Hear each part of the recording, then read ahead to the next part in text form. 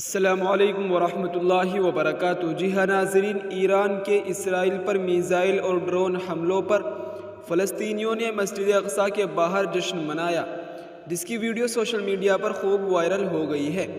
صہیونی ملک اسرائیل پر ایران کے سخت حملے کے بعد دنیا کے مختلف علاقوں میں لوگوں نے جشن منایا۔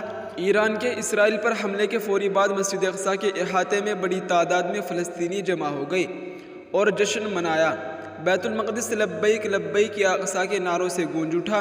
مسجد اقصیٰ کے باہر فلسطینیوں کی بڑی تعداد نے ایران کی جانب سے اسرائیل پر کیے گئے حملوں پر جشن منایا، جس کی ویڈیو سوشل میڈیا پر تیزی سے وائرل ہو رہی ہے۔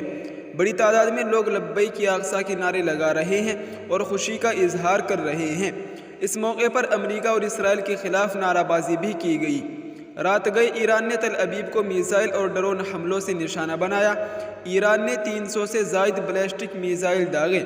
ایران نے اسرائیلی دفاعی تنصیبات اور گولان کی پہاڑیوں پر ٹھکانوں کو بھی نشانہ بنایا۔ ایرانی میڈیا کا دعویٰ ہے کہ تہران اسرائیل میں 50% اہداف کو نشانہ بنانے میں کامیاب رہا۔ اسرائیلی فضائی اڈے کو خیبر میزائلوں سے ٹارگٹ کیا گیا ہے۔